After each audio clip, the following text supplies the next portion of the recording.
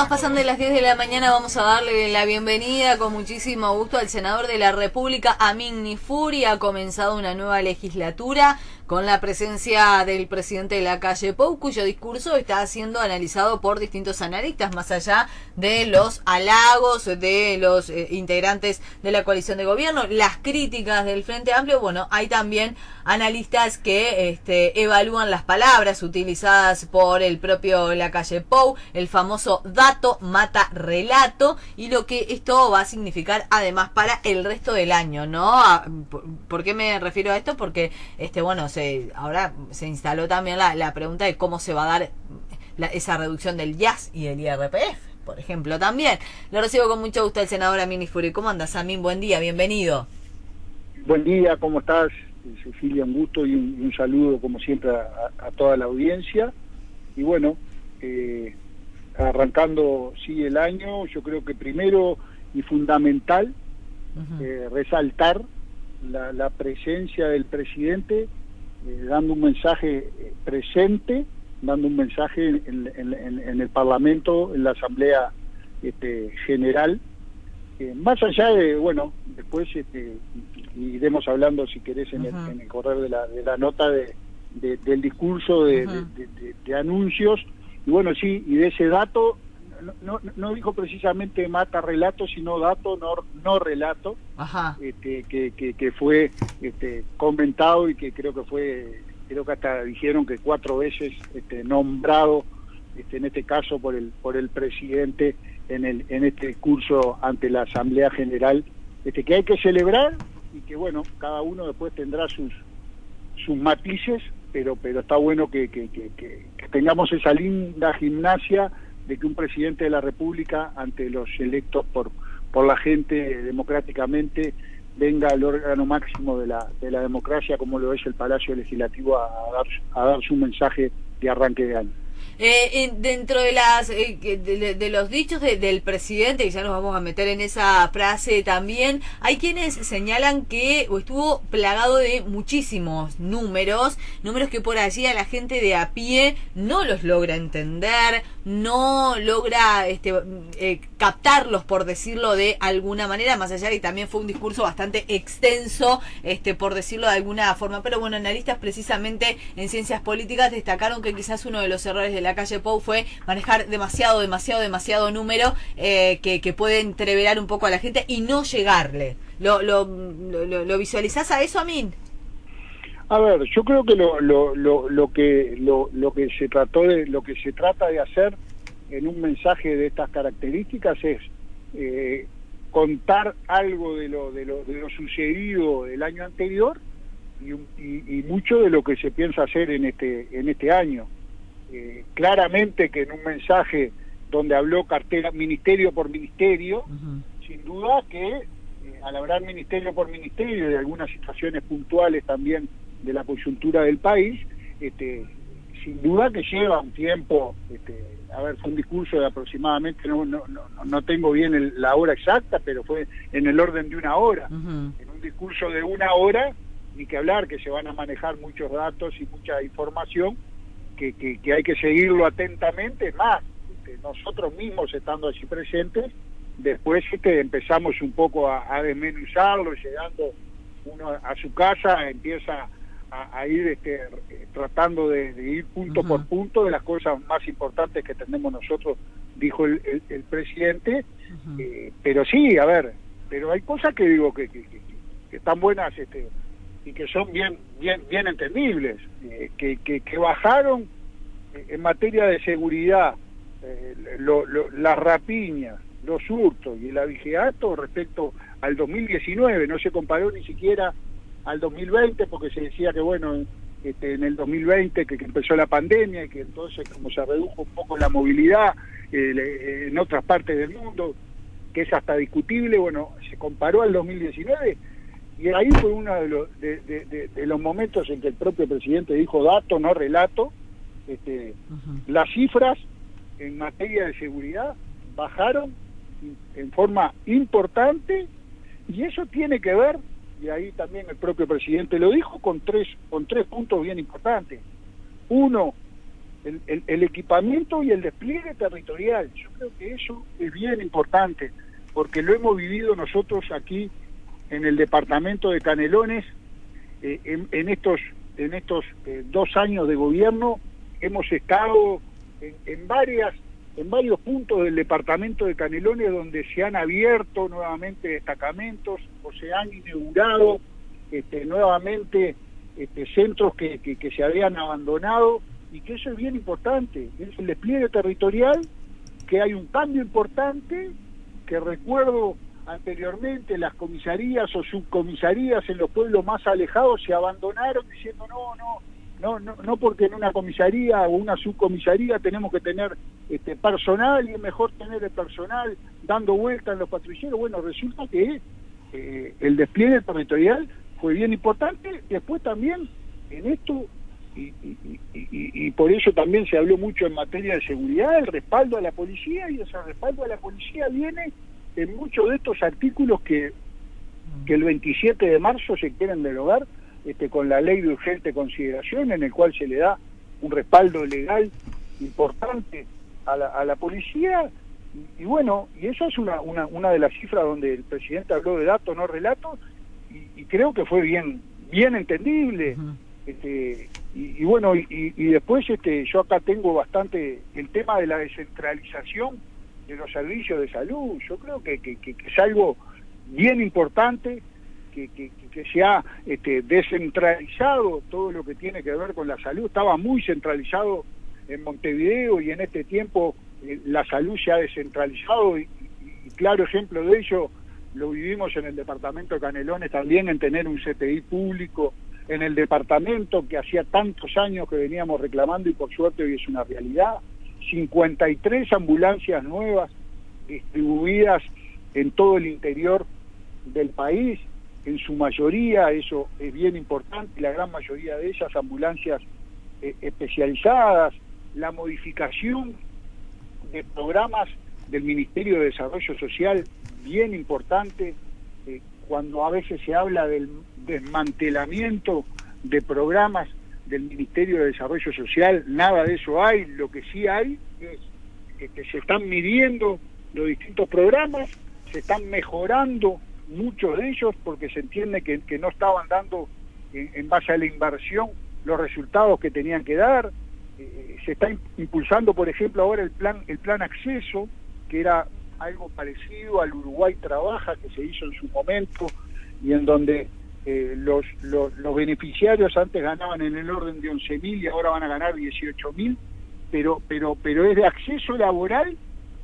Pero la idea es que sea de acceso laboral, pero después también que ese acceso laboral le permita que después de un corto plazo el que recibe ese beneficio no necesita recibirlo más, y quede otra persona pueda ser la beneficiada con ese beneficio. O sea, no que se perpetúe en el tiempo lo que tiene que ver con el trabajo, con el recibir la ayuda social. Yo creo que impulsar a la persona a que llegue, a que consiga un trabajo, a que tenga el trabajo, a que se afiance en ese trabajo, y que el beneficiario en este caso sea otro.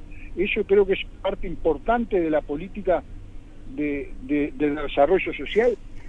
La implementación a partir de la última rendición de cuentas, que es algo bien importante y que es de destacar, de $50 millones de inversión por año en la primera infancia. En esta última rendición de cuentas se logró eso.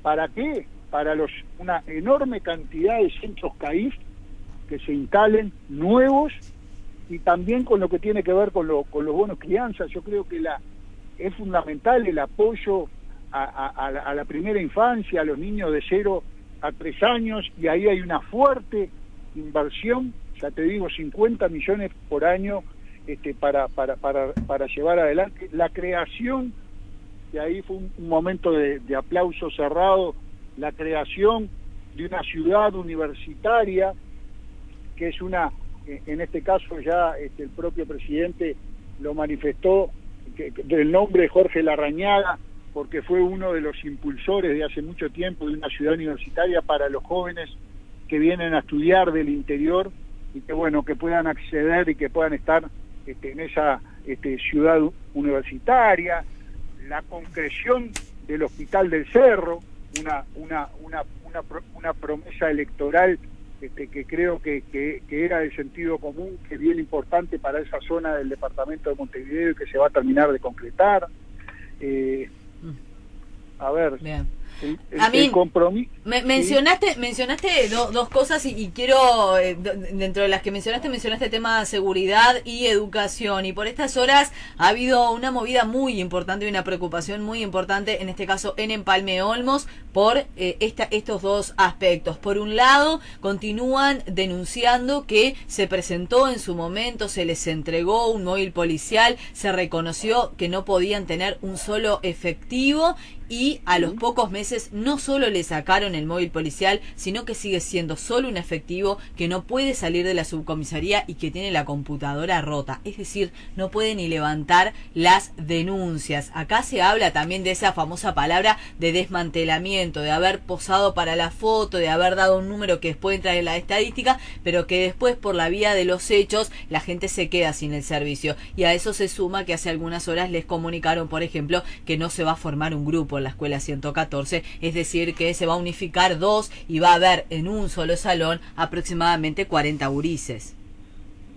Bueno, a ver, eso está bueno, recibir las distintas inquietudes o las distintas denuncias de cosas que vayan sucediendo, porque son cosas que hay que reclamarlas y se tienen que solucionar. Me está pasando ahora esta denuncia, que con mucho gusto recojo el guante y voy a hacer las averiguaciones del caso. Lo que sí está claro es que el procedimiento de cómo se contabiliza el tema de los delitos, las rapiñas, los homicidios, los robos, los hurtos, es el mismo procedimiento que se viene haciendo hace 15, 20 años atrás, o sea, hace 10, 15 años atrás, digo, no se cambia la manera de contabilizar, o sea, eso es algo, es como el Instituto de Estadística, el Instituto Nacional de Estadística, la estadística la viene haciendo igual a cómo se venían llevando adelante, o sea que esos son datos de la realidad, que más allá de estas denuncias puntuales que hay que mejorarlas, porque también es cierto, a ver, bajaron los delitos, ¿estamos conformes con eso? Yo creo que no, el propio presidente lo dijo, hay que seguir trabajando para seguir mejorando mejor aún las cifras en lo que tiene que ver con la seguridad. Ahora, en cuanto a ese famoso respaldo o esa situación que se da que se dice de respaldo a la policía para trabajar, etcétera, en las últimas semanas ha habido varios casos muy graves de presuntos abusos, algunos presuntos todavía y otros ya confirmados abusos policiales, desde una mujer de 2 mujeres abusadas dentro de un patrullero, un procedimiento muy cuestionable en San Carlos, y ahora se suma que está trabajando también flagrancia, ¿no? Y que tiene que ver con 2 efectivos policiales agrediendo directamente, además en un control vehicular. ¿No da la sensación que de alguna manera esos artículos que están en la LUC están propiciando una situación de abusos que va creciendo con los días? No. A ver, esto estando en la LUC o no estando en la LUC, el accionar de esos policías es totalmente inapropiado, más allá de la LUC o decir la LUC o no la LUC. El respaldo a la policía es un respaldo legal para el accionar dentro de las normas. No, el accionar fuera de la norma, el abuso de 2 policías a una mujer en un patrullero, eso no lo respalda la LUC, y no lo respaldaba ni lo va a respaldar, no tiene absolutamente nada que ver. Es más, en este tiempo de vigencia de la ley de urgente consideración, se ha mantenido dentro de los parámetros normales, incluso te diría hasta por debajo de las cifras, todo lo que tiene que ver con el abuso policial. Ahora, existen casos puntuales de abuso policial que tienen que ser juzgados, que están fuera de la norma, y eso no lo respalda la norma, y no lo respaldaba antes de la LUC. y no se respalda después de la luz. El respaldo es legal para el accionar. A ver, te hablo de algún artículo, por ejemplo, ¿cuál es el respaldo legal? Y por ejemplo, que se juzga a la persona que le tira una pedrada a un patrullero, que antes no sucedía. Eso es respaldo a la policía. ¿Por qué? Porque no podía ser que un patrullero entrara en una zona y que se tuviera que ir porque lo recibían a cascotazo, o que escupieran a un policía, o que lo grafitearan, y el policía se tenía que quedar quieto y se tenía que ir. Eso es lo que el respaldo que se le da a la policía con la ley de urgente consideración, con algunos artículos que se quieren derogar en esta ley de urgente consideración. Lo que está fuera de la norma legal y lo que esto está fuera hasta del sentido común, del accionar de cualquier persona, y más de quien debe darle seguridad a la ciudadanía, existía antes de la ley de urgente consideración y tiene que ser juzgado, y existe ahora y va a ser juzgado como debe ser los policías que no están dentro del marco legal y de la norma, ¿no?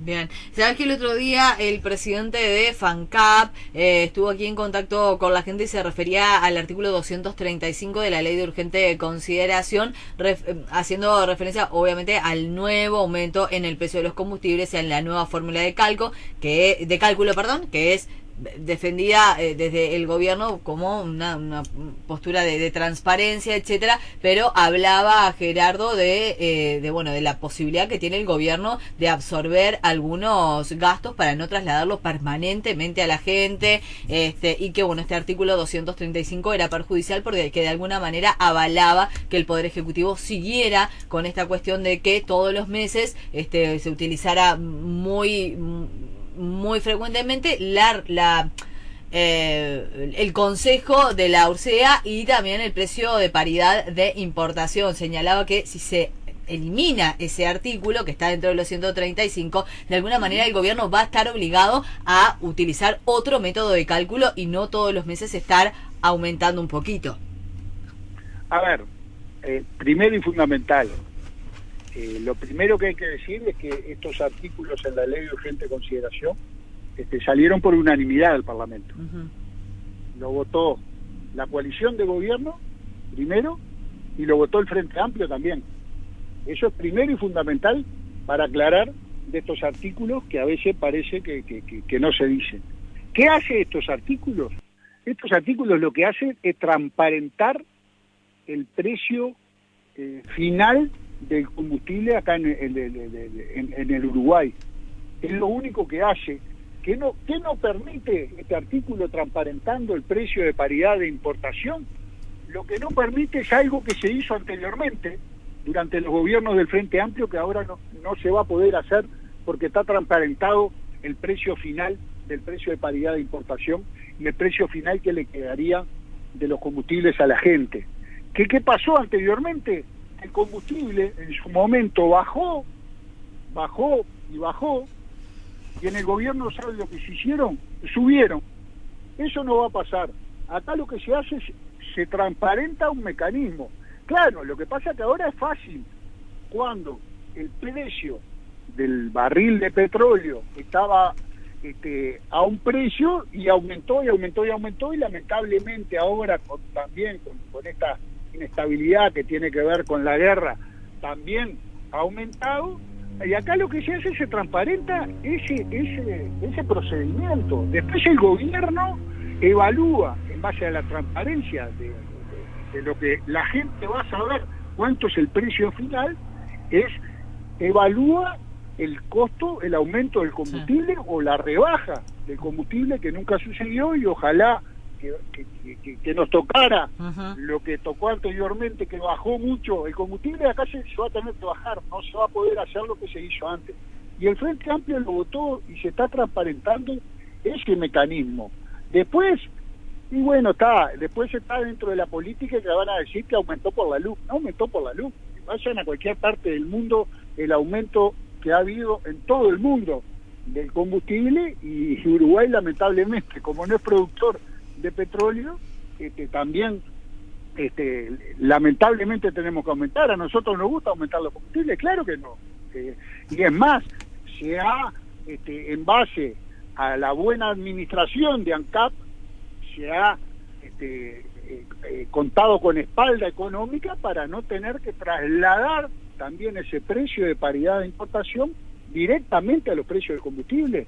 En este último aumento, el aumento tenía que ser el doble de lo que aumentó, en base a recursos extraordinarios que llegaron por otra vía a ANCAP. Se pudo matizar ese aumento.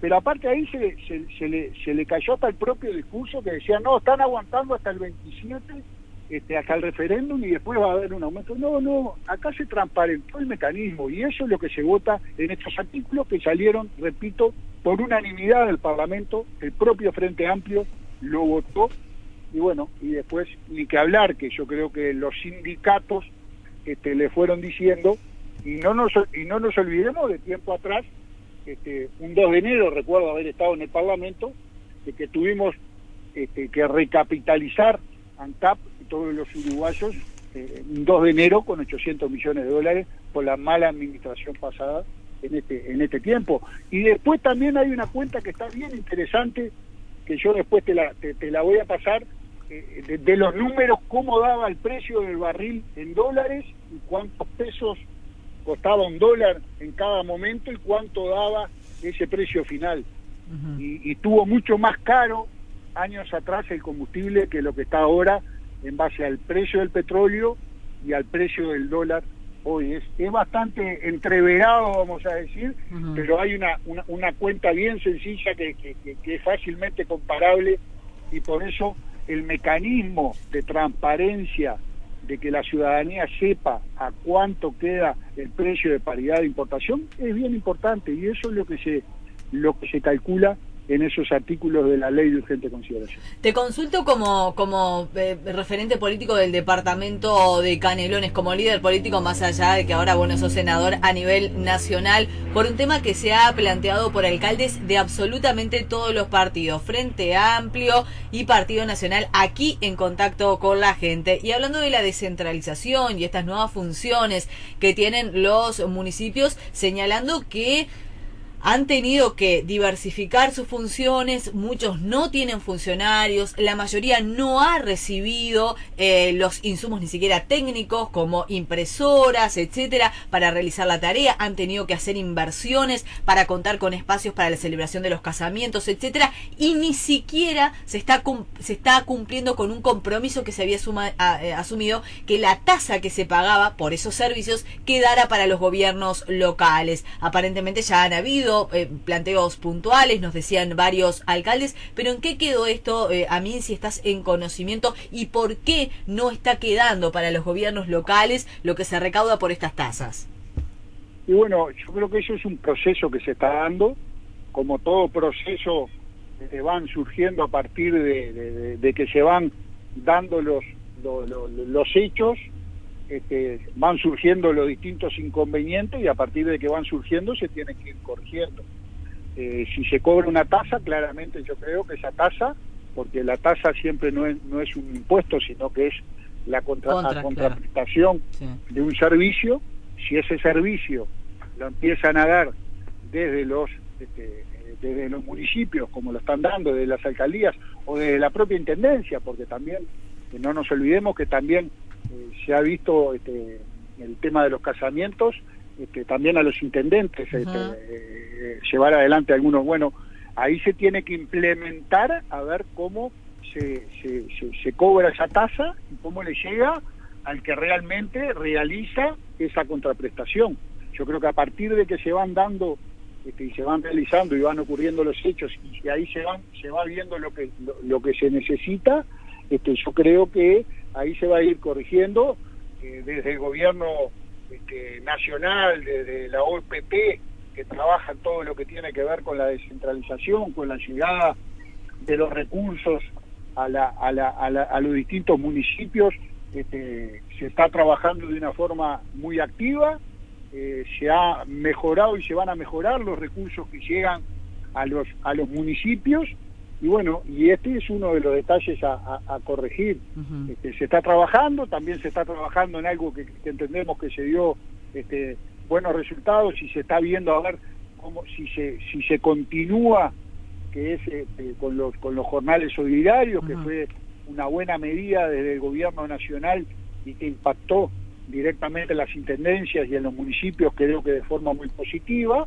Bueno, vencerían ahora en marzo, y se estaba tratando y trabajando, sabemos, desde las intendencias, desde los municipios, desde el gobierno nacional, buscando un mix también para tratar de continuarlo, que la verdad ha sido una política, yo creo que y un programa que ha sido muy exitoso, y que se han hecho muchas tareas en los distintos municipios, que más allá de que los municipios o que la propia intendencia tenía de repente destinados funcionarios para distintas actividades, con estos jornales solidarios ha servido para hacer mucha tarea que quizás antes no se hacía de forma tan eficiente. Allí tocas un tema muy delicado, porque hay una disputa. El gobierno nacional quiere trasladarle los costos al los gobiernos departamentales, y el gobierno departamental dice: yo no tengo para pagar eso, tiene que seguirse. Incluso hay un planteo del Congreso Nacional de Intendentes, ¿no, Amin? Hay un planteo de hacer por eso, de que el gobierno nacional, en este caso, se haga cargo de los aportes sociales a los trabajadores, y que la parte salarial, en este caso, se hicieran cargo las intendencias. Se está trabajando en una fórmula, vamos a decir, en un mix, en una fórmula mixta, claro, de parte de financiación por parte del gobierno nacional y otra parte de la financiación de las propias intendencias. Se está trabajando muy bien desde el Congreso de Intendentes con la UPP para generar alguna alternativa al respecto. Bien, hablemos de la campaña por el no. Quedan 23 días para el referéndum, mucho movimiento en el departamento de Canelones. Hemos estado con varios actores que están llevando adelante distintas movidas. ¿Qué es lo que está planteado ya para estas últimas semanas, Amin? Bueno, estas últimas semanas, ni que hablar que nosotros lo que entendemos que hay que llevarle a la población en general y en todo el departamento, de la información. Nosotros entendemos, como lo dijimos siempre, esta es una ley que está vigente hace 1 año y medio, que la ley de urgente consideración está vigente, porque incluso la propia población a veces dice, bueno, el sí o el no es para que entre en vigencia. La ley no, la ley hace 1 año y medio que está vigente, que muchas de las cosas que se dijeron terroríficas que iban a suceder en base a esta ley de urgente consideración, en este 1 año y medio ha quedado claramente demostrado que nada de ello sucedió, y que bueno, y que tenemos que hacerle llegar la información de primera mano a la población. En ese sentido, en estos 20 y pocos días que quedan antes del referéndum, vamos a estar movilizados en todo el departamento, en casi todas, en todas, ni que hablar, en las ferias de las distintas localidades del departamento. La idea es hacer mucha barriada, y más allá de eso también, bueno, los típicos encuentros u actos en donde se hacen como partido nacional, en muchos casos, y en muchos casos también como la propia coalición de gobierno en las distintas localidades del departamento. Y bueno, y se va a cerrar con un acto final en el departamento de Canelones, en Las Piedras, el 23 de marzo. Va a ser el cierre de campaña, y ya te digo, yo creo que la actividad fundamental en este caso de nosotros como legisladores es informar de primera mano, también intentar en algunas cosas vamos a decir, muchas descalificaciones que han llegado a través de mucha folletería que nosotros vemos que hablan de información que no tiene nada que ver con la ley de urgente consideración. La otra vuelta, me acuerdo, venía recorriendo en alguna de estas recorridas nacionales que se están haciendo el partido, también en el trato a San Gregorio Polanco, por ejemplo, decían, por mejor salud, votá sí. En ninguno de los 135 artículos que se pretenden derogar se habla del tema salud. bueno, muchas cosas, la privatización de la educación, como se ha dicho en alguna folletería, nada de eso tiene que ver y está en juego en estos artículos de la ley de urgente consideración. Lo que tiene que ver también cuando dijeron la obligatoriedad de la educación de los niños de 3 a la educación media, nada de eso está en juego en esta ley de urgente consideración. Entonces yo creo que lo fundamental es el boca a boca, el mano a mano, el preguntarle al vecino del departamento cuáles son las dudas que tienen o a veces le preguntamos, díganos ustedes en qué entienden que esta ley de urgente consideración lo ha perjudicado en este año y medio de ley que está vigente, porque también nos interesa a veces las leyes también sabemos que son perfectibles y hay cosas que se pueden mejorar, pero bueno, y en ese ida y vuelta es que vamos a estar estos 23 días recorriendo el departamento de Canelones. La última encuesta de Opción Consultores da el 38% por el no, el 36% por el sí, es decir, que se achica la diferencia, y 22% indeciso. Hacia allí se va, hacia este 22%, Amin. Sí, a ver, también es cierto que creo que había un avance en cuanto a esos indecisos, y creo que en ese avance de los indecisos se mantenía un poco la diferencia de encuestas anteriores, pero más allá de eso, yo creo que acá es hacia los indecisos y hacia toda la población. Nosotros estamos convencidos de que esta ley de urgente consideración es una buena ley y que ha traído cosas positivas para el país, y que se anunció desde la propia campaña electoral, y son los cambios que la población votó cuando votó a esta coalición de gobierno en el compromiso por el país. Querían cambios en materia de seguridad, pedían cambios en materia de educación y pedían cambios en materia de libertad hacia las personas.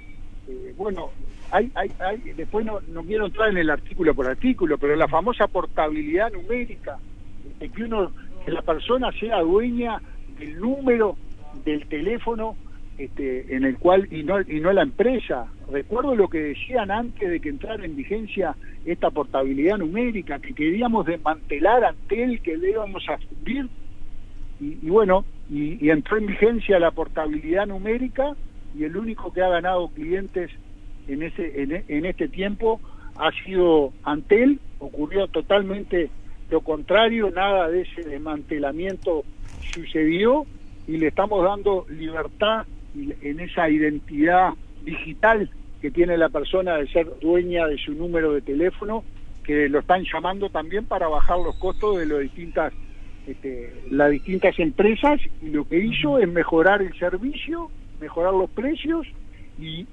darle la libertad al usuario de ser dueño de su número.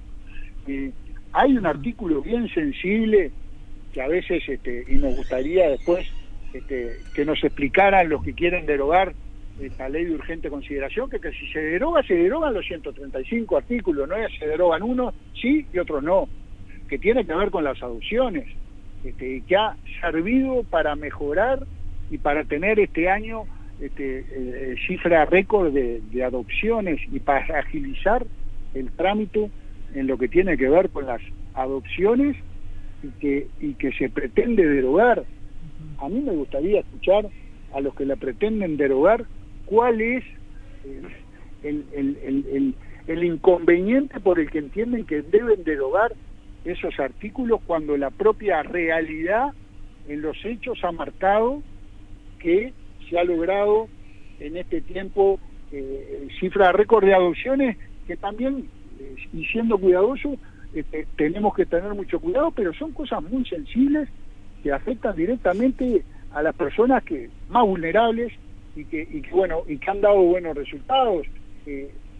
Hay la libertad financiera, que el trabajador pueda tener la libertad de cobrar, no si quiere, su sueldo en efectivo y no a través de una tarjeta. Esas son cosas, todos reclamos que nos hacían en la propia campaña electoral y que fue un compromiso que se asumió en ese compromiso por el país y que hoy se quieren derogar esos artículos. Por eso yo entiendo que la ley hay que informarla porque es una ley buena y a partir de la información y que le llegue de primera mano la información a la población, entendemos que el 27 de marzo la mayoría del país va a votar por la celeste para mantener esta ley de urgente consideración y para no volver atrás en materia de seguridad, de educación, que los cambios en educación sin duda que demoran más y aparte con la pandemia se ha visto totalmente, ha sido irregular el funcionamiento de la educación, pero entendemos que trae cambios necesarios, que la propia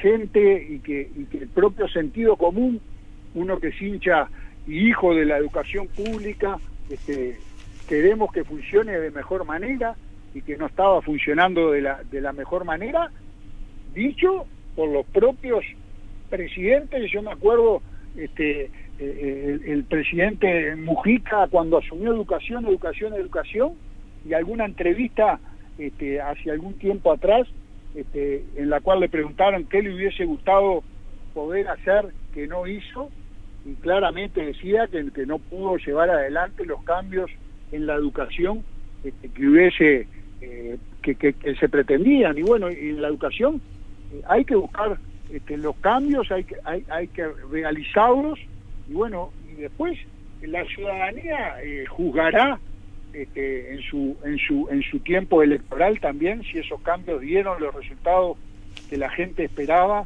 o no. Eso yo creo que es más adelante y no es este 27 de marzo, que este 27 de marzo entendemos debemos defender esta ley de urgente consideración. Te leo, aunque sea un mensaje de los que llegaron mientras hacíamos la nota. Lo que hay que hacer con la policía es darle educación y cursos para que sepan distinguir los delincuentes de la gente bien. Si les das carta blanca, pasa como la dictadura. No pensás como ellos y ya pasás a ser pichi, confunden las cosas. A mí no me molesta que me pidan documentos o lo que sea, pero sí me molesta que me falten el respeto porque llevan un arma y un uniforme. Les falta educación y no convivir en barrios con los mismos delincuentes como pasa ahora. Se conocen todos entre sí y muchas veces tienen que mirar para otro lado para no tener problema con sus propios vecinos, dice Gerardo. A propósito de lo que hablábamos también del tema de la seguridad y esa sensación de que hay una carta blanca dada para determinados accionarios que, bueno, que vos mencionabas que no está habilitada por la LUC de ninguna manera, ¿no? No hay carta blanca al accionar de que haga la policía lo que quiera, eso está claro, y también está claro, y comparto con el mensaje con el vecino del departamento, que uno de los grandes temas que hay que solucionar es el tema de vivienda de la propia policía. Y en estos días, hace unos días atrás, se firmó un convenio entre el Ministerio del Interior y el Ministerio de Vivienda para trabajar en ese problema, que no es de ahora, ¿no? Es de 10, 15, 20 años atrás, que también es uno de los problemas que hay que solucionarle a la policía, que le exigimos que nos dé seguridad y a veces viven en lugares, como bien decían allí en ese mensaje, conviviendo con los propios delincuentes y sabiendo que se van a trabajar y que queda su familia allí totalmente vulnerable, y hay que evitar, tratar de evitar esas situaciones. Y bueno, ni que hablar que también hay que mejorar mucho en lo que tiene que ver con el tema vivienda, la educación, la vivienda. Bueno, se va a trabajar en este programa en el cual se tienen cifradas muchas expectativas en lo que tiene que ver con el trabajo en los asentamientos por parte del gobierno, que también fue un compromiso de campaña, la famosa una nueva oportunidad en lo que tiene que ver con los alquileres, que nada tiene que ver con eso que se intenta decir que es el desalojo express, el alquiler sin garantía, que es para proteger a mucha gente que quiere alquilar y que no tiene las garantías, y que bueno, que puedan tener esta nueva oportunidad si queda vigente la ley anterior de alquileres. Esta es una más y no una en contra de la otra, y creo que es bien importante y es bien interesante y nada tiene que ver. Ayer estuve en contacto con un asesor de presidencia que estaba revisando también eso que se decía de ese desalojo express, y que los plazos de desalojo nada tienen que ver con esos 3 días como se decía, sino que tienen más de un mes en lo que tiene que ver, en lo que fija la propia ley para cuando se dan los casos extremos, pero entendemos que es más a los que puede beneficiar y a los que va a beneficiar esta ley de alquiler sin garantías, a esos estudiantes que vienen del interior a veces y que llegan a Montevideo y le exigen una garantía a Montevideo y no tienen, o a esa persona que a veces tiene una piecita en su casa en el fondo para poder alquilar, y esta es una herramienta útil también el alquiler sin garantías, que entendemos que es más a los que benefician y que a veces se termina votando en contra porque lo llevamos a la situación extrema, como recuerdo que terminó en haber escuchado en el debate de Andrade con Manini, de una embarazada con 5 hijos que se atrasó y que, bueno, a ver, me parece que votar en contra, buscándole no sé, la situación más extrema, la cual tampoco es realidad lo que se dice, me parece que si entramos a buscar a cada ley esa situación extrema, terminamos sin leyes en el Parlamento. Yo creo que son leyes con mucho sentido común, y es por eso que vamos a estar recorriendo el departamento informando de primera mano para votar celeste el 27 de marzo. Gracias, Amin, por este rato aquí en Radio Continental. Seguiremos en permanente contacto. Un abrazo enorme. Un gusto y a las órdenes como siempre, y un saludo para toda la audiencia. Allí estaba el senador de la República.